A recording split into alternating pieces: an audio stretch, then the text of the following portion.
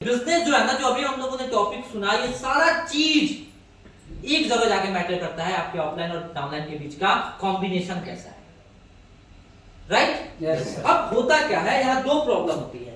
एक, जो डाउनलाइन होता है वो 500 रुपए अगर कमा रहा है और वो 20 रुपए कमाने लगता है, कहता है अरे अपलाइन कौन अपलाइन? Yes sir. मैंने तो अपना खुद किया हूं, है कौन अपलाइन? और जैसे अपलाइन 50, 60, 1 लाख रुपए पे, 2 लाख रुपए पे, 5 लाख रुपए पे, 10 लाख रुपए पहुंचते हैं, डाउनलाइन कौन देते मुझे, कहां से हम को नहीं जानते। मतलब क्या है कि आपका जो बिहेव होना चाहिए वो अपलाइन और डाउनलाइन का हमेशा से एक स्ट्रॉन्ग बॉन्डिंग होना चाहिए, तभी आप इस बिजनेस पे ऊंचाई तक जा सकते हैं। ये बिजनेस का बहुत ज्यादा माना जाएगा नहीं। तो हमें एक अच्छा अपलाइन, हमें अगर एक अच्छा अपलाइन बनना है तो आपको भी एक अच्छा डाउनलाइन बनना, और ये चीजें मैं आपको बताऊंगा। तो ऑफलाइन डाउनलाइन रिलेशनशिप, ये जो टॉपिक है बहुत इंपॉर्टेंट है, 10 मिनट का टॉपिक है, मैं इसको थोड़ा सा आपके सामने बताने की कोशिश करूंगा। सबसे पहला, network marketing has 4 dimension. Network marketing में 4 डायमेंशन होते हैं सफलता के लिए। सबसे पहला, यू मतलब मैं, आप, मैं, समझ में आ रही बातें? Yes, sir. सेकेंड नंबर में योर कंपनी, जो मैंने अभी कंपनी पे बात किया, नेटवर्क मार्केटिंग पे बात किया, अच्छी company, legal company, illegal company पे मैंने बात किया, क्लियर? Yes, sir. आगे मैंने बात किया थर्ड नंबर, योर ऑफलाइन। बहुत इंपॉर्टेंट होता है आपके बिजनेस का पिलर ऑफलाइन, योर ऑफलाइन। और फिर अगर हम चौथे की बात करते हैं, योर डाउनलाइन। ये 4 पिलर है नेटवर्क मार्केटिंग में सफलता तक पहुंचने के लिए। आप योर हेल्पलाइन, आपके जो अपलाइन है वो आपके हेल्पलाइन है। समझ में आ रही बातें? कभी भी अपलाइन के बारे में कहीं पे भी बुराई नहीं करिए। समझ में आ रही बातें? क्योंकि हर इंसान में कुछ कमियां होती होगी, कुछ अच्छाइयां होती हैं, कुछ बुराइयां होती है। हमें अपलाइन के साथ जुड़े रहना है, उनसे मिलते रहना है, जुड़ते रहना है, बातचीत करते रहना है, उनके साथ एक अच्छे रिलेशनशिप को मेंटेन करना है। क्योंकि आपका जो अपलाइन होता है वो हमेशा चाहता है कि मेरी जो डाउनलाइन है आगे जाए। Yes sir. समझ में आ रही बात है? Yes, sir. तो your upline are your helpline. आपके जो अपलाइन होते हैं वो आपके क्या होते हैं? हेल्पलाइन होते हैं। आप देख पा रहे होंगे, with the best downline to get the best upline. Best downline ही बेस्ट ऑफलाइन बनता है, बन सकता है और हमेशा बनता है। तो अगर आप बेस्ट अपलाइन बनना चाहते हैं तो सबसे पहले बेस्ट डाउनलाइन बनिए, राइट एवरीवन? Again upline. अब अपलाइन कौन अपलाइन, ये भी मैटर करता है। तो एक चीज जान लीजिए कि आपको जो बिजनेस में ला दिया वो आपका अपलाइन नहीं, जो हर चीजों को फॉलो कर रहा है वो आपका अपलाइन। यस। बात समझ में आया? Yes, sir. जो हर चीजों को Follow कर रहा है वो आपका अपलाइन। वैसे मैं आप समझता हूं कि know that see and he is not a boss. Upline आपका बॉस नहीं है, एक मार्गदर्शक है, राइट एवरीवन? Yes, sir. आपको एक सही रास्ता बताता है। अगर वो बॉस फील करे मैं जो हूं मैं ही हूं, तो वो बॉस गिरी हो गया, नॉट की अपलाइन। वो राइट अपलाइन नहीं हो सकता है। अगर मैं बात करूं लॉयल द कंपनी, वैसा अपलाइन जो अपने कंपनी के प्रति लॉयल हो, होनेस्ट हो। समझ में आ रही बातें? मतलब अगर मैं बताऊं रिस्पेक्ट द अथॉरिटीज, हर किसी को रिस्पेक्ट दे, हर व्यक्ति को रिस्पेक्ट दे, आपको भी रिस्पेक्ट दे, और आप अगर किसी डाउनलाइन से उनको मिलवाते हैं उनको भी वही रिस्पेक्ट दे, राइट एवरीवन? लेकिन अगर आगे चलते हैं, देखिए वैसे अपलाइन नहीं होने चाहिए जो फेवरिज्म करे। मतलब अच्छा हेमंत जी, अच्छा ये अच्छा कर रहे हैं तो इनको फेवर में रहे, ये लीडर बेकार काम कर रहा है तो इसको हटाओ, इसको कोई फेवर। तो फेवर जो करता है वो अच्छा अपलाइन नहीं है। अपलाइन के लिए हर एक लीडर सामान्य होते हैं, वैसे अपलाइन को रिस्पेक्ट करिए, राइट एवरीवन?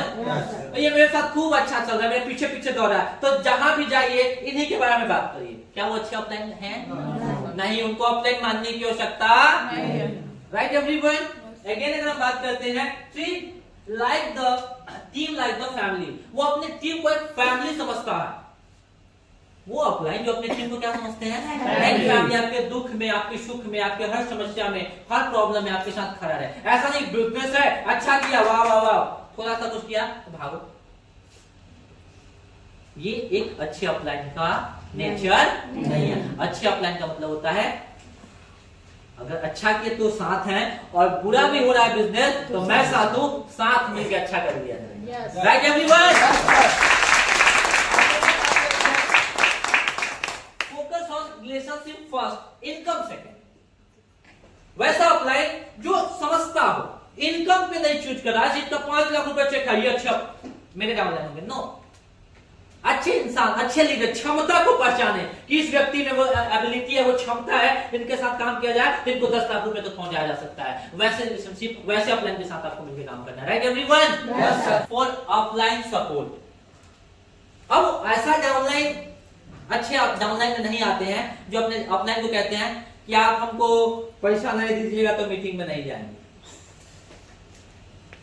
समझ में आ रही बातें? आप हमको फोर व्हीलर पे चढ़ा के नहीं जाइएगा तो मीटिंग करते हम नहीं जाएंगे, धूप में हम नहीं जाएंगे। हमको 5-6 रुपए का सपोर्ट दीजिए तभी हम प्लान करेंगे। तो वो एक अच्छे डाउनलाइन का बिहेव नहीं होता है। जैसे भी है, जिस कंडीशन में भी है, अपलाइन के साथ है, उनके साथ मिलके काम करना है, बिजनेस को आगे लेके जाना है। ये गुड डाउनलाइन का काम होता है। लेकिन अगर हम बात करते हैं लिसन लर्न, मतलब ऐसा डाउनलाइन जो सुने और सीखे।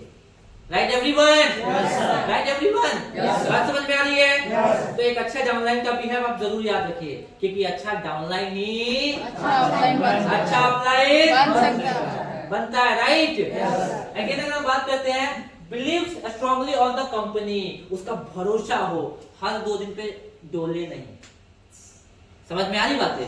हर 2 दिन पे अच्छा ये हो गया, राइस ब्रांड का दाम बढ़ गया, ये हो गया, वैसे हो गया। अगर इस तरह का नहीं होना चाहिए। अगर इस तरह की चीजें आपके मन में आ रही है तो आप अच्छे डाउनलाइन नहीं, अच्छे डिस्ट्रीब्यूटर नहीं है। Respect his and her upline, मतलब वो आपके, दूसरों के, हर किसी के अपलाइन का सम्मान दें। ये एक अच्छे डाउनलाइन का क्या होता है? काम होता है, कर्तव्य होता है। मतलब मैं गोल ऑफ हेल्पिंग पीपुल, उसका फोकस हो कि हमारी टीम में कौन कौन ऐसे लोग हैं जिनको मैं हेल्प कर पाऊं, उनको मैं सपोर्ट करके आगे लेके जाऊं।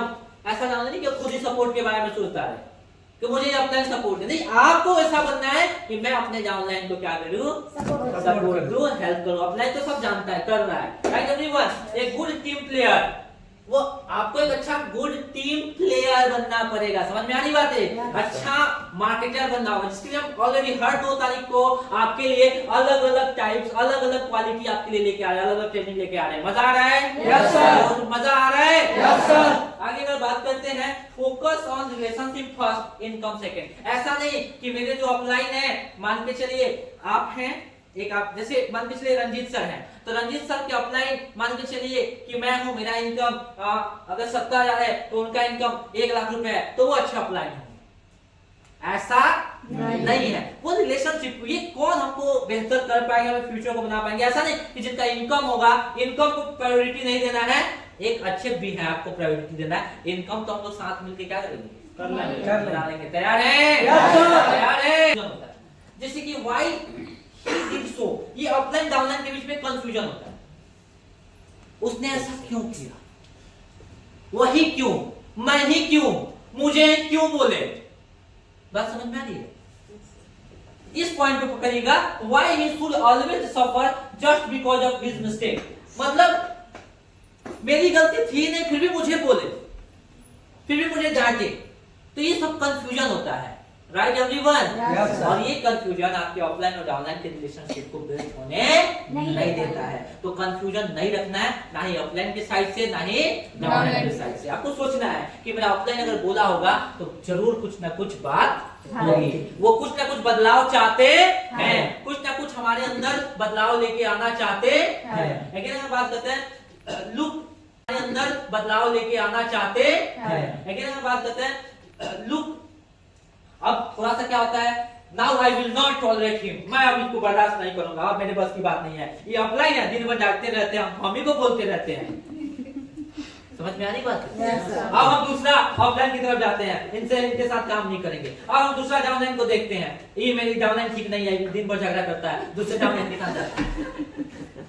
समझ में आ रही बात? Yes, sir. तो ये कंफ्यूजन होता है, ये कंफ्यूजन को दूर करना है। Other team are growing very fast, वो टीम बहुत फास्ट काम कर रही है, उस टीम के साथ चलते हैं। ये टीम स्लो काम, नहीं भाई, ये कंफ्यूजन से दूर हटिए।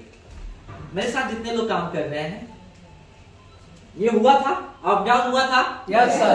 सब लोग भाग गया, Yes. छपरा का पूरा लीडर भाग गया, सोनू कुमार खड़ा था और टीम को फिर उस जगह पे ला दिया। ये होता है लीडरशिप, ऐसा बनना है। तैयार है?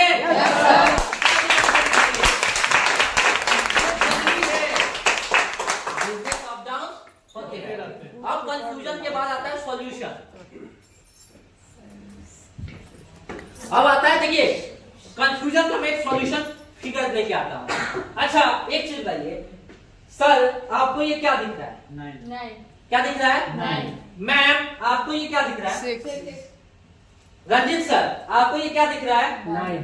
मैम आपको? 6. मैम आपको?